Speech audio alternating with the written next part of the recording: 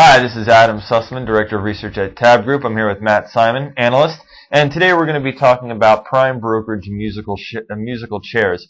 According to our most recent report, not a lot has changed in the prime brokerage landscape in terms of actual assets moving from one prime brokerage to another. I mean, we did see a record number of account openings, with some second-tier primes, but it's not clear that assets have shifted, and yet because of those new account openings, it looks like the industry is primed for that assets can shift more easily than they could have in the past, and it looks like in preparation for that, there's been what we're calling prime brokerage musical chairs. Can you elaborate on that phrase?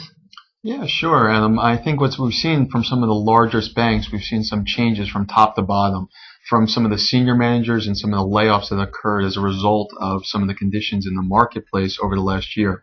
So while day-to-day reps have been replaced and some of the groups have changed profiles, we also saw many of the heads of primes at some of the traditional large prime brokers move around the street. So we saw Morgan Stanley and UBS both in the news having a switch in terms of their heads of primes. We also saw Credit Suisse recently acquiring a co-head of prime brokerage over from Goldman Sachs. So there's been a big transition in terms of the top leadership and some of the other guys trying to maneuver around the street in order to capture some of this, what they think is going to be new business. And it isn't just occurring at the largest of the banks. I mean, we've also seen some changes at the third-tier prime brokers, right? We had FBR basically do a lift out of the prime brokerage unit from Shoreline. We saw some folks join TradeStation. We saw Cantor Fitzgerald, doing some work. So what's going on at that third tier?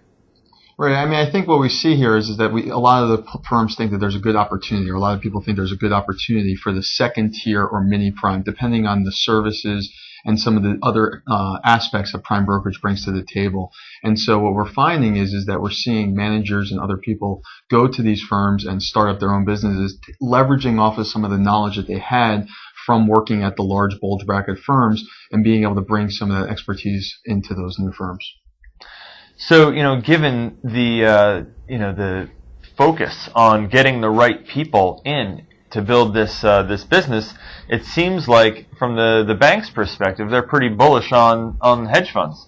I mean, even though we saw assets fall from $2 trillion down to 1.4, and even though leverage is down, it looks like they're really prepping for a big run up.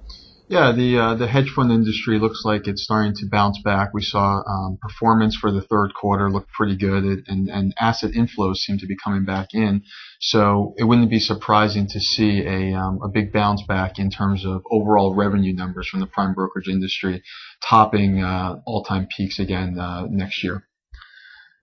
Great. Well, this has been a TABB video. Thank you very much for joining us. Again, Matt Simon, Analyst, and myself, Adam Sussman, Director of Research.